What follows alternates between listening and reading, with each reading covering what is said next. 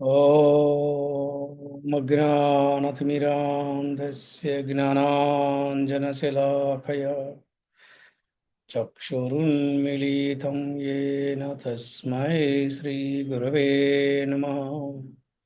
श्रीचैतन्यमनोभीष्टं स्थापितं येन भूतले स्वयं रूपः कदा मह्यं ददाति स्वपदान्तिकम्। नमावो विष्णुपदाय कृष्णप्रेष्ठाय भूतले श्रीमते भक्तिवेदान्तस्वामिनिति नामिने। नमस्ते सरस्वती देवे गौरवाणी प्रचारिणे निर्विशेष शून्यवादी पाश्चात्य देशतारिणे। जय श्री कृष्ण चैतन्य प्रभु नित्यानंद श्री अद्वैत गदाधर श्रीवासादि गौर भक्त वृंद। हरे कृष्ण कृष्ण कृष्ण हरे हरे, हरे राम राम राम हरे हरे। ओम नमो भगवते वासुदेवाय। ओम नमो भगवते वासुदेवाय। ओम नमो भगवते वासुदेवाय। ओम नमो भगवते वासुदेवाय। ओम नमो भगवते वासुदेवाय। ओम नमो भगवते वासुदेवाय। హరే కృష్ణ. భక్తులందరికీ శ్రీకృష్ణ శుభమస్తు. అలాగే ఈనాటి క్లాసు వచ్చేసిన అందరికీ కూడా ఆత్మీయ ఆత్మ కలుగుతున్నాం. హరే కృష్ణ. మరి ఈ హరే రోజున కృష్ణ. 18వ అధ్యాయము ఈ రోజున 18వ అధ్యాయము మనము 41వ శ్లోకం నుంచి 48వ శ్లోకం వరకు ఈరోజు మనం క్లాస్ చెప్పుకుంటాము. మరి అలాగే ధర్మం అంటే ఏమిటి అనే దాని గురించి ఈరోజు మనం ప్రధానంగా చర్చించుకుంటాము. అలాగే ఇంకా కొన్ని ముఖ్యమైన విషయాలను కూడా మనము ఈరోజు క్లాస్ ద్వారా తెలుసుకునే ప్రయత్నం చేద్దాం.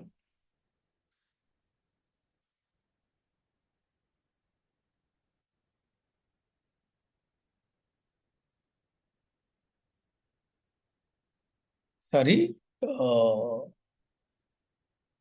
31 నుంచి 40 వరకు క్లాస్ ఈరోజు. 31వ శ్లోకం నుంచి 40 వరకు. ఎస్, 31 నుంచి 40 వరకు ఈరోజు క్లాసు.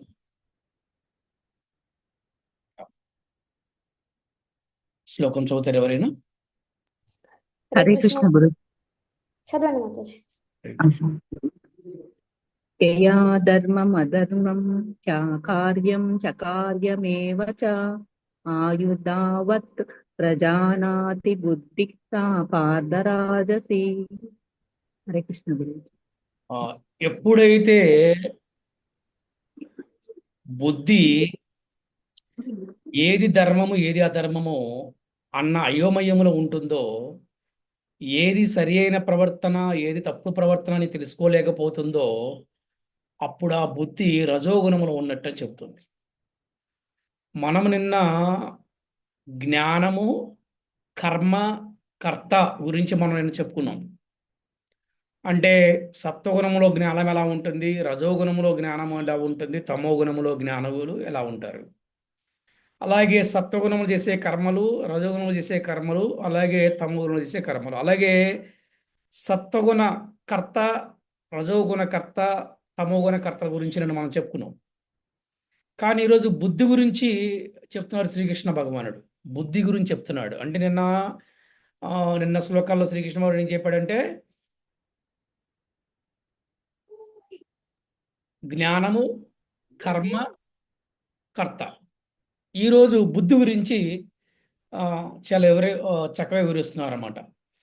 అంటే ఏది ధర్మము ఏది అధర్మము అని అంటున్నారు. అంటే ధర్మం అంటే ఏమిటి, మనకి ధర్మం అంటే ఏమిటి అనేది మన ఆచార్యులు చెప్తారు. నిత్యం భాగవత సేవయే ధర్మము అని చెప్తున్నారు అనమాట. దీనే భాగవత ధర్మము అన్నారు. ప్రతి మానవుడు కూడా దీన్ని మించిన ధర్మం అనేది ఇంకొకటి లేదు. ఇదే ధర్మం అంటే నిత్యం భాగవత సేవయా, దీన్ని భాగవత ధర్మము అన్నారు అనమాట. అందుకే ఈ బుద్ధి నేను కూడా మనం చెప్పుకున్నాం, అంటే తేషాం సతతయుక్తానాం భజతాం ప్రీతిపూర్వకం దదామి బుద్ధి యోగం తం ఏన మాముపయాంతి తే. అంటే ప్రేమతో ఎవరైతే నాకు సేవ చేదురో వారికి తగిన బుద్ధి యోగమును కలుగు చేయిస్తానని చెప్పి శ్రీకృష్ణ భగవానుడు చెప్తున్నాడు. అలాగే ఇక్కడ బుద్ధి సరిగా లేనప్పుడు ఏది ధర్మమో ఏది అధర్మమో తెలుసుకోలేక, ఏది సరైన ప్రవర్తన ఏది తప్పుడు ప్రవర్తన అని తెలుసుకోలేకపోయినప్పుడు ఆ బుద్ధిని ఏమన్నారంటే రజోగుణములు ఉన్నట్టు అంటారనమాట. రజోగుణములు ఉన్నట్టు ఆ బుద్ధిని అని రజోగుణ బుద్ధి అన్నారు. ఇది చాలా ప్రమాదం. మనం కూడా చూస్తుంటాం సమాజంలో కొంతమంది వ్యక్తుల్ని వారు అనుకున్న చేస్తారంతే. అందుకని ఇది రజోగుణములో ఉన్నట్టుగా లెక్క ఇటువంటి బుద్ధి అని ఇక్కడ మనకి చాలా చక్కగా చెప్తున్నారు. 32వ శ్లోకం చదవండి.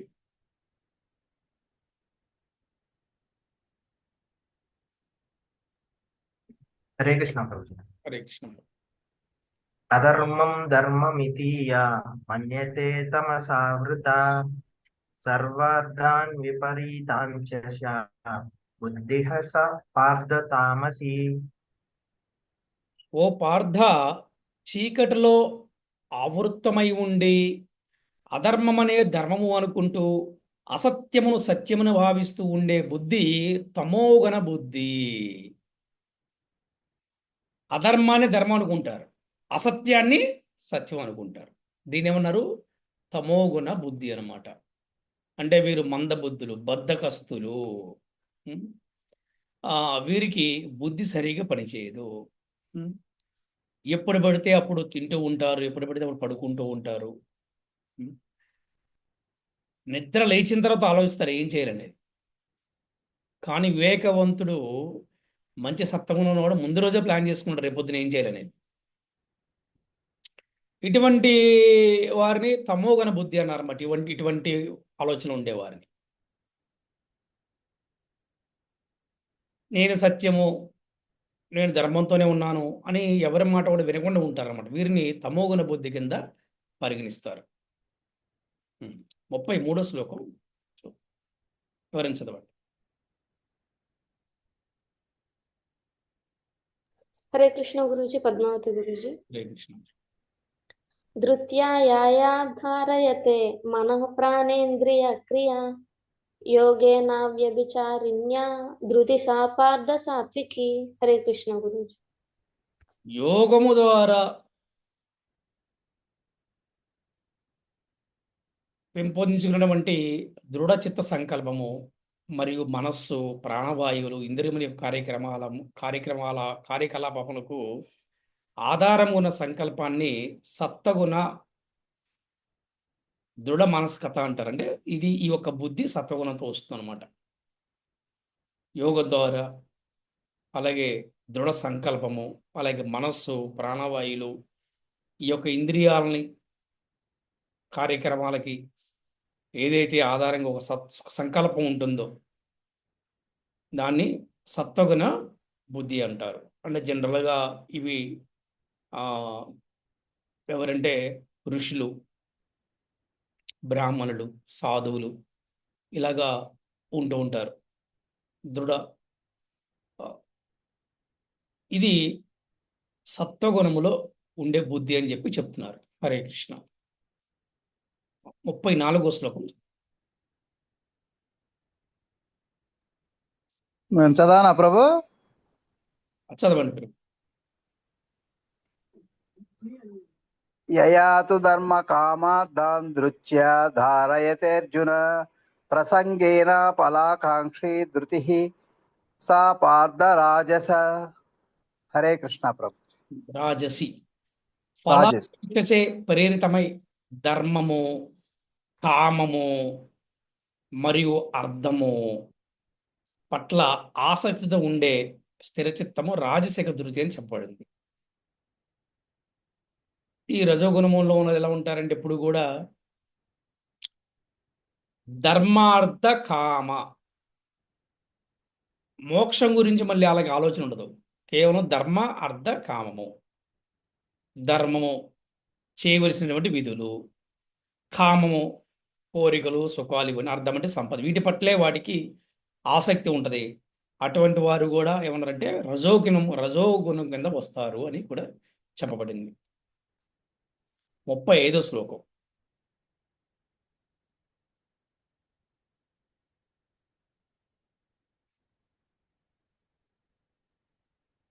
हरे कृष्णा प्रभु जी ने चलो। హరే కృష్ణ.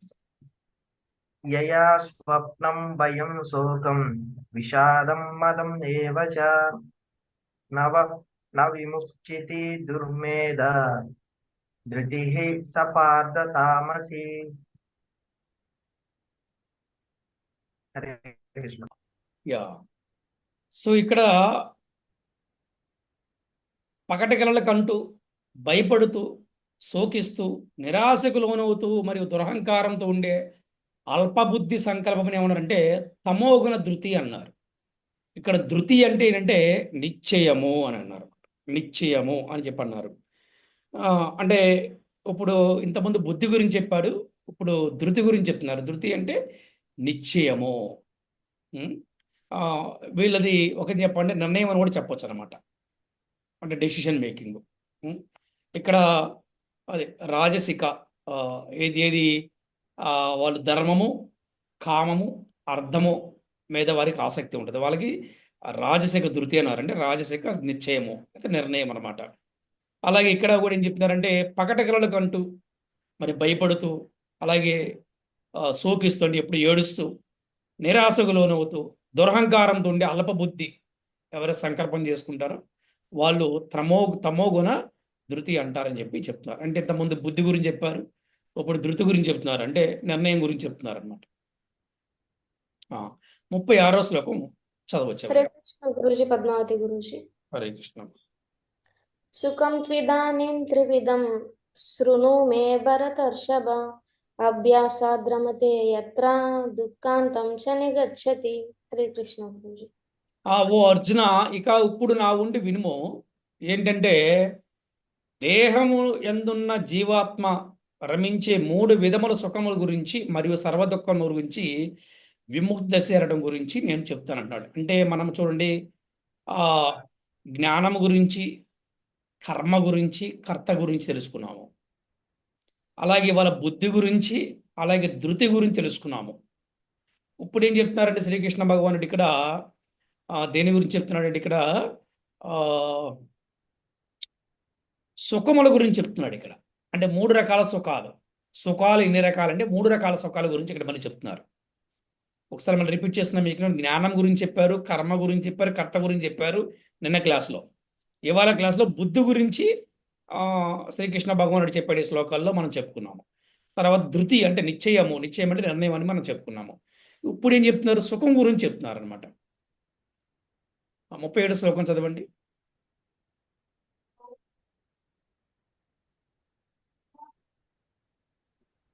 హరే కృష్ణ ప్రభుజీ. యత్తదగ్రే విషమివ పరిణామే మృతోపమం తత్సుఖం సాత్వికం ప్రోక్తం ఆత్మబుద్ధి ప్రసాదజం. హరే కృష్ణ. మొదట్లో విషములా అనిపించిన చివరికి అమృతములా ఉండే సుఖమే సత్వగుణ సుఖము. అది ఆత్మ జ్ఞానము యందే స్థితమై ఉన్న స్వచ్ఛమైన బుద్ధిచి జనిస్తుందంట. అంటే ఇంకా మనం అర్థంగా చెప్పుకోవాలంటే అందరికి అర్థమయ్యేలాగా చూడండి, చిన్నప్పుడు కష్టాలు పడిన వాడు పెద్దయినాక చాలా సుఖపడుతూ ఉంటాడు, మనం చూస్తూ ఉంటాం. కానీ చిన్నప్పుడు సుఖపడిన వాడు పెద్దయిన కష్టాల పాలవుతూ ఉంటాడు. అంటే అందరి విషయాలు జనరల్ జరుగుతున్న విషయం అనమాట. అలాగే ఎవరైనా భక్తి జీవితంలో భక్తి ప్రారంభించినప్పుడు కూడా కొంతమందికి కొన్ని ఆ కష్టాలు అంటే పరీక్షలు ఎదురవుతూ ఉంటాయి. వీటిని గనక మనము ఎలాగ తట్టుకోవాలి అంటే, మనము చక్కగా ప్రామాణికమైన గురువుని స్వీకరించి, వారి యొక్క సలహాలు, సూచనలు, ఆదేశాల మేర గనక భక్తి గనక చేస్తూ ఉంటే గనక, వారికి ఈ విషం అనేది అమృతంలా తయారైపోతుంది. అది. అలా వచ్చే సుఖమన్నారు సత్వగుణ సుఖం అన్నారనమాట. అందే నీకు చెప్పాలంటే కష్టపడంది ఏది రాదు అని చాలా క్లియర్‌గా ఇక్కడ మనకి చెప్తున్నారనమాట. అంటే మొదట్లో కష్టం అనిపించినా అది తర్వాత కష్టాలన్నీ పోయి సుఖాలు వస్తాయన్నమాట. అందుకే ఏం చెప్తున్నారు చాలా చక్కగా ఇక్కడ మొదట్లో విషంలా అనిపించినా చివరికి అది అమృతంలాగా ఉండే సుఖం అంటారు. అమృతం. అటువంటి సుఖాన్ని ఏమన్నారంటే సత్వగుణ సుఖము అన్నారు. అది ఒక స్వచ్ఛమైన బుద్ధికి జనిస్తుందంట. బుద్ధి మనకి చాలా అవసరం కదా! బుద్ధి సరిగ్గా పనిచేయకపోతే ఏది కూడా సరిగ్గా పనిచేయదు. 38వ శ్లోకం చదవండి మనోళ్ళెవరు. హరే కృష్ణ గురూజీ, నేను చదవమంటారా? హరే కృష్ణ అమ్మ. మీరెవరో ఒకసారి తెలుసుకోవచ్చా? నిన్న గొల్లపూడి టెంపుల్ కి వచ్చాను, కొత్తగా వచ్చాను. మీరు చెప్తుంటే నా చేత కూడా అభిషేకం చేయించారు. ఆ! త్రయోదశి రోజు. ఎస్ మాతాజీ. మాతాజీ. హరే కృష్ణ. చదవండి మాతాజీ. ప్రభుజీ. హరే కృష్ణ ప్రభుజీ. హరే కృష్ణ. విషయేంద్రియ సంయోగాత్ యత్తదగ్రే మృతోపమం పరిణామే విషమివ తత్సుఖం రాజ సంస్మృతం. హరే కృష్ణ ప్రభుజీ. హరి బోల్. ఇంద్రియములతో ఇంద్రియ వస్తు విషయముల సంపర్కము చేత కలిగిన సుఖమును రజోగుణ సుఖమని అంటారు. ఈ సుఖానందం మొదట్లో అమృతములా ఉన్న చివరికి విషములా ఉంటుంది. అంటే రివర్స్ అన్నమాట. అంటే ఏంటి, ఇక్కడ మనం గనుక చూస్తే సమాజంలో చాలా మంది తాత్కాలికమైనటువంటి సుఖం కోసం ప్రయత్నిస్తూ ఉంటారు. ఫర్ ఎగ్జాంపుల్ చూడండి, ఒక స్త్రీ కనబడితే ఒక పురుషుడు బాగా ప్రయత్నిస్తూ ఉంటాడు తనకి దగ్గర అవ్వాలి అని. అవకాశం కోసం ఎదురు చూస్తూ ఉంటాడు. ఇది తర్వాత ఏమవుతుందంటే ఇది చివరికి ఒక పెద్ద విషములాగా మారిపోతుంది అన్నమాట. అంటే ఆ స్త్రీకి ఇష్టం లేదు కానీ తను ప్రయత్నిస్తున్నాడు. ఆ స్త్రీ తర్వాత ఏం చేస్తుందంటే కేసు పెడుతుంది, అతను జైలుకి పోతాడు అనమాట. అలాగే ఎప్పుడు కూడా ఇంద్రియ భోగం కోసమే ప్రయత్నించేవాడు, ఇంద్రియ విషయాల గురించి ఆలోచించేవాడు, వాడు తాత్కాలికమైన సుఖాన్ని పొందొచ్చేమో కానీ అది మొదట్లో వాడికి కొద్దిగా ఆనందంగా సుఖంగా ఉండొచ్చు కానీ అది చివరికి ఏమవుతుంది, విషములాగా తయారవుతుంది. అందుకని ఇది చాలా ప్రమాదం అనేది. ఇటువంటి సుఖాన్ని ఏమన్నారు, రజోగుణ సుఖము అని అన్నారు ఇటువంటి సుఖాన్ని. 39వ శ్లోకం చదవండి.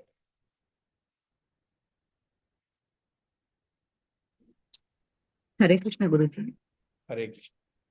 యదగ్రే చానుబందే చాసుకం మోహనమాత్మనః నిద్రాలస్య ప్రమాదోత్తం తత్తామసముదాహృతం. హరే కృష్ణ. ఏదైతే ఆనందమో ఆత్మ యొక్క స్వభావాన్ని పూర్తిగా మొదల నుండి చివరి వరకు కప్పివేసి మరియు నిద్ర, సోమరితనము మరియు నిర్లక్ష్యం నుండి ఉద్భవించినదో అది తామసిక ఆనందం అని చెప్పారు. అంటే ఆత్మ యొక్క స్వభావం ఏంటంటే, ఆత్మ యొక్క స్వభావం ఏంటి, నిరంతరం ఆనందాన్ని కోరుకుంటుంది, నిరంతరం భగవంతుడికి సేవ కోరుకుంటుంది. జీవేరా నిత్య కృష్ణదాస్. కానీ అది కప్పివేసింది మాయ ద్వారా. అలా ఎప్పుడు నిద్రపోవటం, సోమరితనము, నిర్లక్ష్యము, జపం చేశారంటే అబ్బే జపం చేయలేకపోతున్నావు అండి. అంటే మందిరాన్ని రావడం కుదరట్లేదండి. ఇంటికి బంధువులు వచ్చారు, స్నేహితులు వచ్చారు, ఏదో రకంగా కారణం చెప్తుంటారు అనమాట. అంటే ఇగ్నోరెన్స్, అంటే నిర్లక్ష్యము, ఇవన్నీ కూడా ఏంటంటే మనకి తామసిక అంటే తమోగుణంతో ఉన్నటువంటి ఆనందం అనేది చెప్పబడుతున్నారు అనమాట. 40వ శ్లోకం చదవండి ఎవరైనా.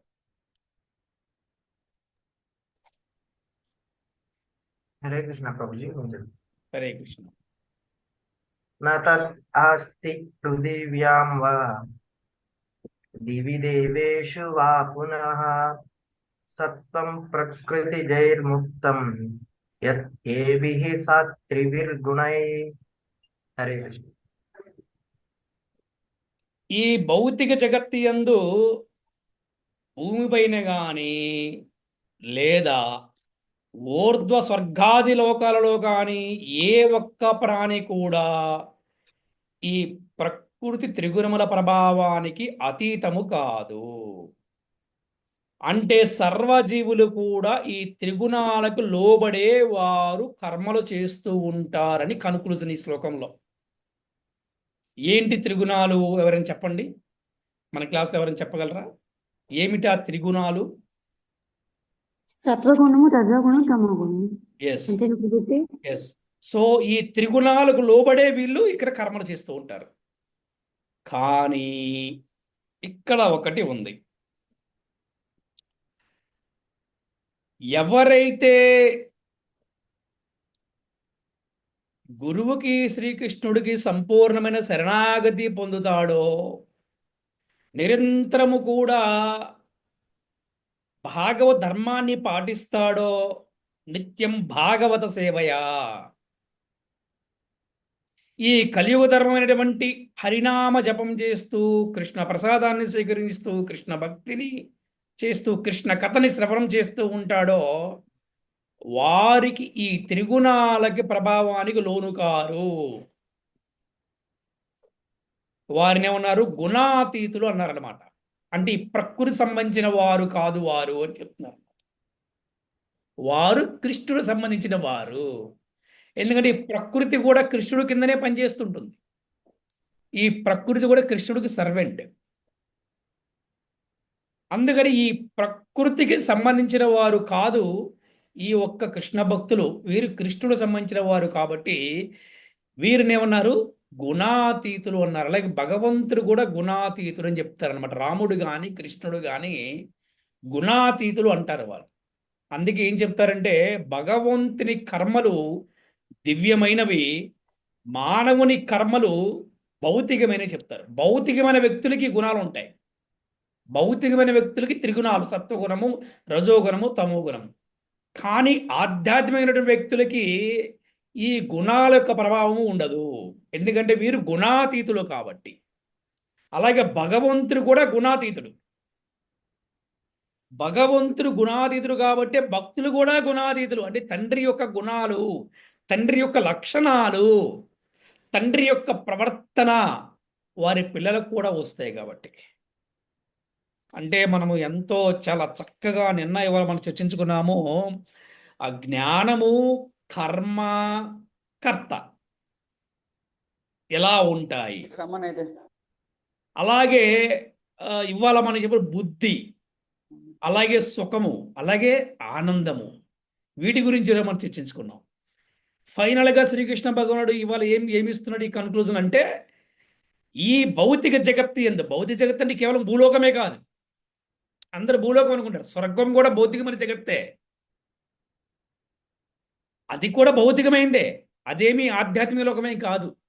స్వర్గం కూడా ఈ భౌతికమైన జగత్తు, అది భూమి కావచ్చు, స్వర్గం కావచ్చు, ఏ లోకమైనా కూడా. ఒక్క వైకుంఠము, గోలోకం తప్పనించి అన్నీ కూడా భౌతికమైన లోకాలే. అందుకని ఈ ప్రకృతి త్రిగుణాల ప్రభావానికి ఎవరు అతీతం కాదంట. ప్రతి ఒక్కరు అతీతమే. కానీ కృష్ణ భక్తులు మాత్రము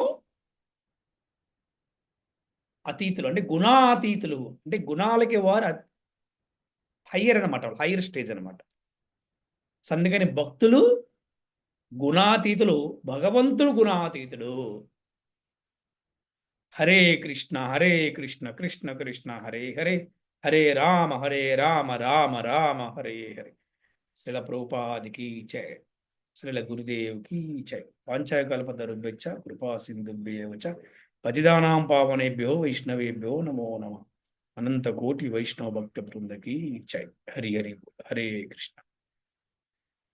హరే కృష్ణ. ఈరోజు మనం చెప్పుకున్నటువంటి క్లాస్లో మీకు ఎవరికైనా సందేహాలు ఉంటే అడగవచ్చును. అలాగే ఆ, ఈరోజు క్లాసు ద్వారా మీరు ఏమి తెలుసుకున్నారో కూడా మీరు తెలియచేయవచ్చు. హరే కృష్ణ.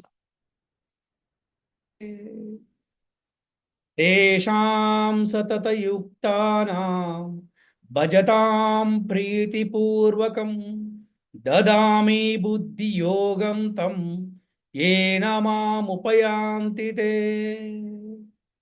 ప్రేమతో ఎవరైతే నాకు సేవ చేదురో వారికి తగిన బుద్ధి యోగమును నేను వసిగదను అని శ్రీకృష్ణ భగవానుడు భగవద్గీతలో 10వ అధ్యాయములో 10వ శ్లోకంలో చాలా చక్కగా మనకి వివరిస్తున్నారనమాట.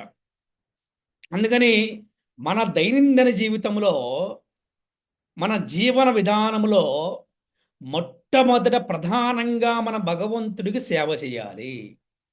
ఎప్పుడైతే భగవంతుడికి మనము మొట్టమొదట సేవ చేశామో, అది కూడా ప్రేమతోటి, ఏమీ ఆశించకుండా మనం ఎప్పుడైతే సేవ చేశామో మనకి బుద్ధి యోగాన్ని భగవంతుడు ఇస్తాడంట. బుద్ధి యోగాన్ని అంటే ఏంటి?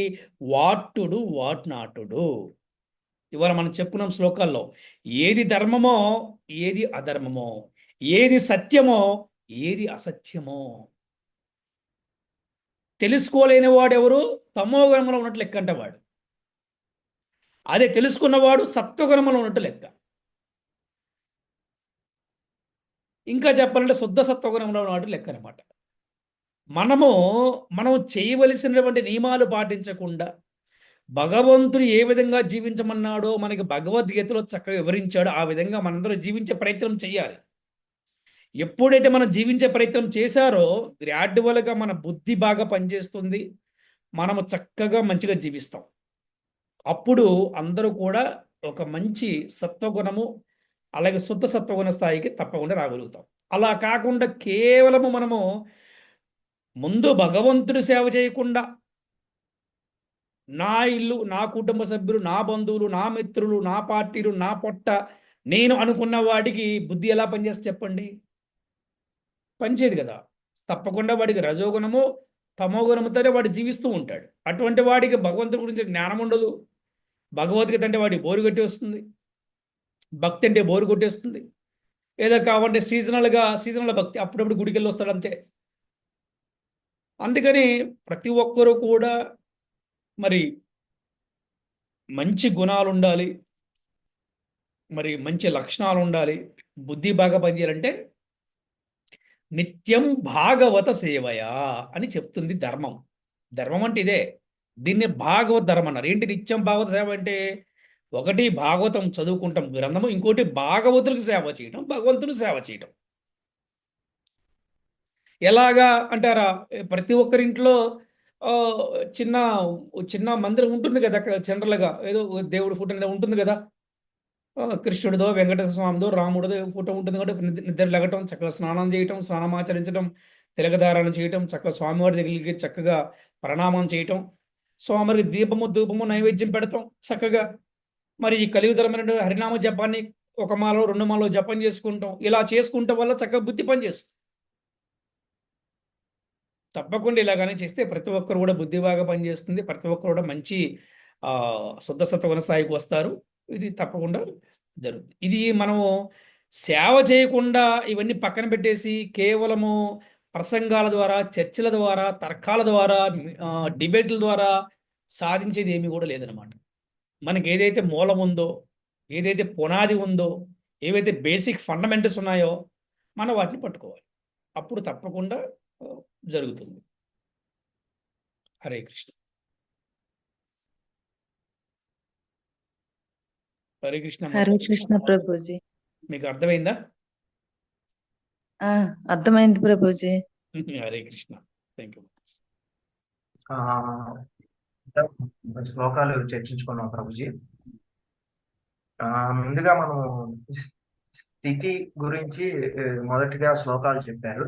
అంటే జీవి ఏది మంచి, ఏది చెడు, ఏది సత్యమో ఏది అసత్యమో తెలుసుకోలేని స్థితిని రజోగుణం అని, అధర్మాన్ని ధర్మంగా, అసత్యాన్ని సత్యంగా భావించే వాళ్ళు తమోగుణంలో ఉన్నట్లు చెప్పారు.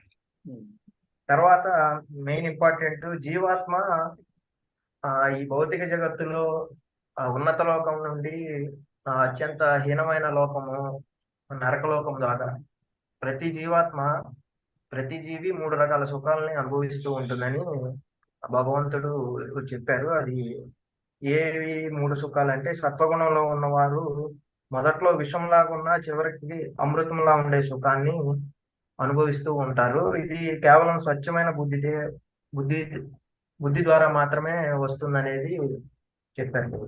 నెక్స్ట్ వచ్చేసి రజోగుణం అంటే శారీరక సుఖాలు లేదంటే ఇంద్రియ వస్తు విషయాల ద్వారా పొందే సుఖం. ఇది మొదట్లో అమృతంలా ఉన్న చివరికి విషంలాగా మారి జీవిని ఇంకా అధోగతి పాలు చేస్తుందని చెప్పారు ప్రభుజీ. తర్వాత లాస్ట్ గా తామసిక సుఖం అనేది చెప్పారు. ఇది కంప్లీట్ గా అసలు ఆత్మ యొక్క స్వభావాన్ని మొదల నుండి చివరి వరకు కప్పేసి ఆ జీవిని నిద్ర సోమరితనము మరియు నిర్లక్ష్యంతో బంధించి ఇంకా నీచమైన జన్మల్లోకి తీసుకువెళ్ళడానికి ఇది ప్రయత్నిస్తుంది.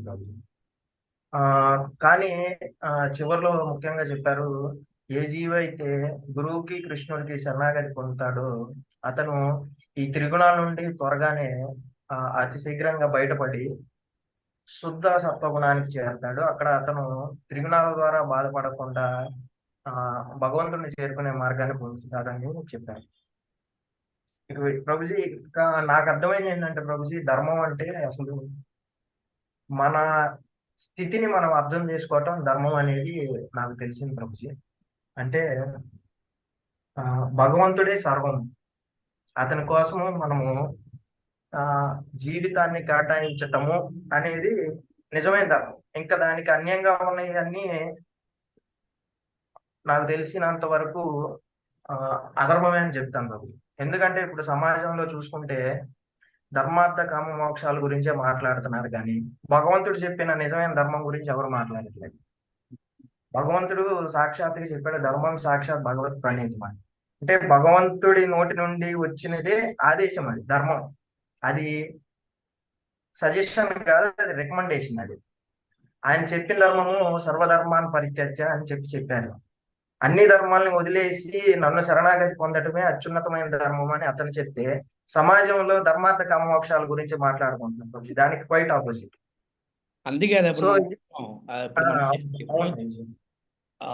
తన స్థితిని తెలుసుకుంటే ధర్మం అన్నారు, కానీ తన స్థితిని ఎప్పుడు తెలుసుకుంటారు? నిత్యం భాగవత సేవయ. సర్వధర్మాన పరిచర్చ మామేకం శరణవజ, అంటే నువ్వు అన్ని ధర్మాలు విడిచిపెట్టి నాకు శరణాగతి పొందమన్నాడు. దాన్నే భాగవత సేవ. నిత్యం భాగవత భగవంతుడు శరణాగతి పొందడమే కదా అంటే. సో మన నిజస్థితి ఎప్పుడు తెలుసుకుంటామంటే మన భగవంతుడు సేవ చేసి తెలుస్తుంది మన నిజస్థితి, లేదా మన ఎవరో మనకు తెలియదు. చూడండి, చాలా మంది ప్రతి ఒక్క భక్తుడికి కూడా ఒక పాస్ట్ స్టోరీ ఉంటుంది, అంటే గతం ఉంటుంది. వాళ్ళ గతం చూసి చాలా డిఫరెంట్గా ఉంటుంది అనమాట. అంటే వాళ్ళ గతానికి ఇప్పటికి చూస్తే, కానీ ఆ గతంతో పోల్చుకుంటే ఇప్పుడు వాళ్ళు చాలా బాగుంటారు. కారణం ఏంటంటే గతంలో వాళ్ళకి ఆ నిజమైన స్థితి తెలవదు. అంటే what is the real identity, అసలు నేను ఎవరని తెలవదు. కానీ ఎప్పుడైతే భక్తిలోకి వచ్చారో, ఈ భక్తులు సాధన చేస్తున్నారో, వాళ్ళకి గ్రాడ్యువల్ తెలుస్తుంది నేను ఎవరిని, హూ యామ్ ఐ కదా, who am I.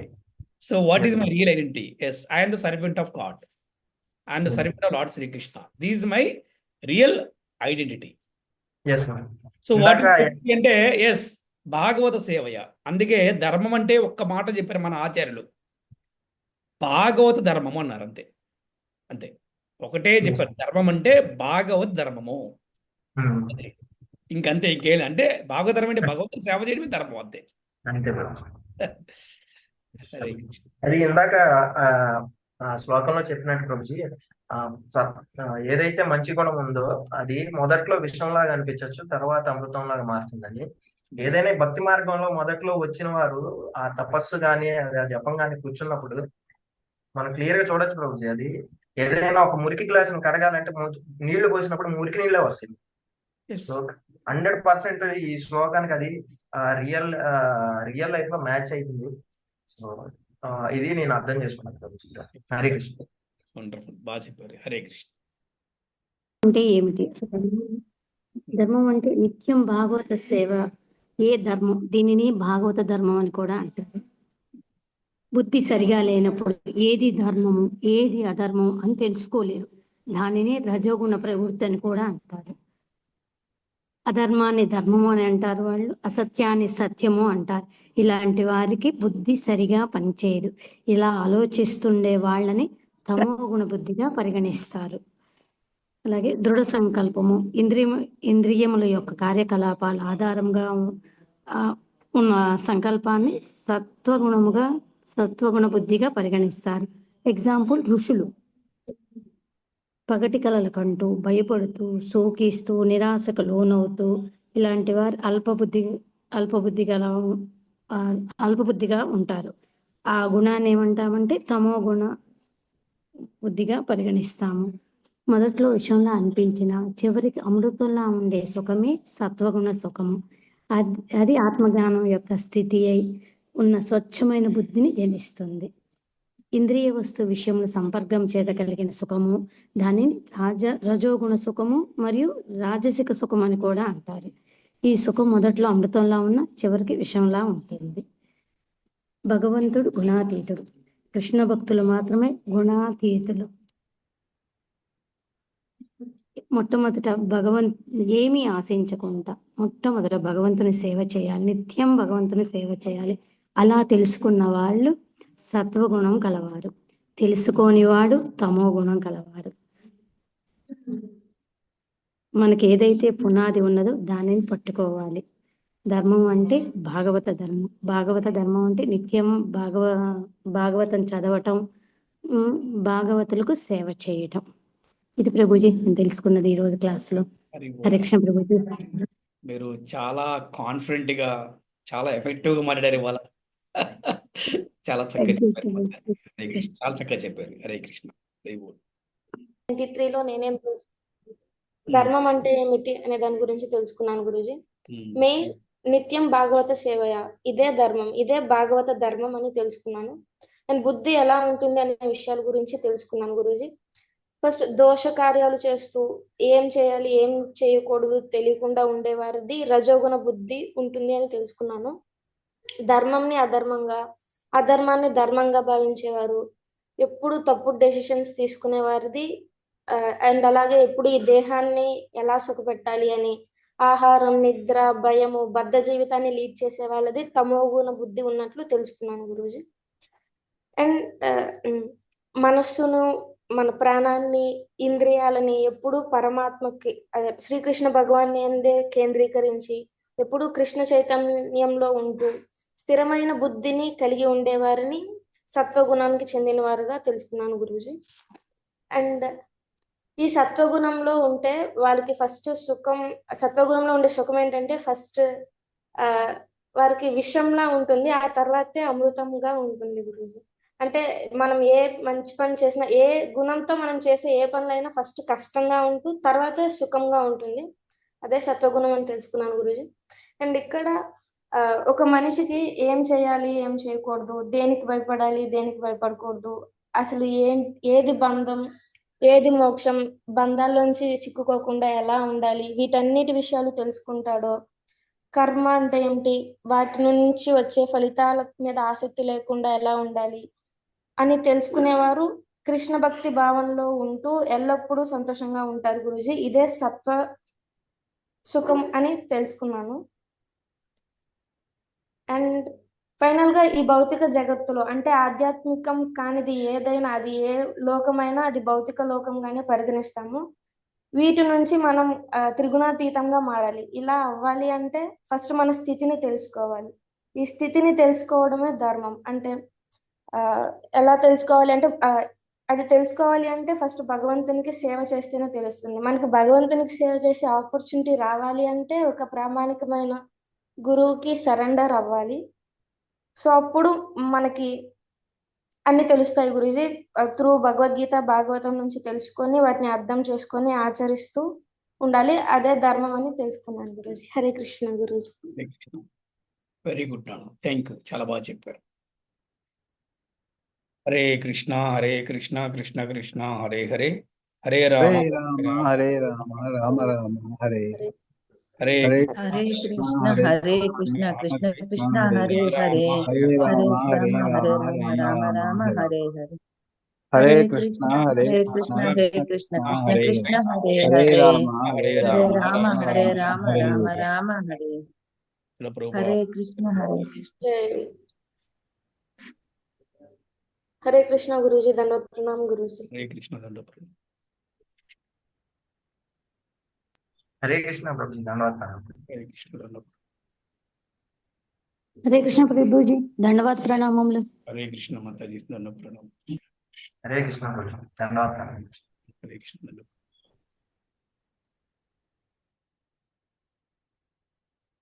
Hare Krishna Guruji Hare Krishna Mataji. Hare Krishna.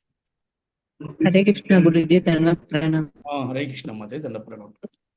Hare Krishna Prabhuji. Hare Krishna దండోపాధ్యాయ. Hare Krishna.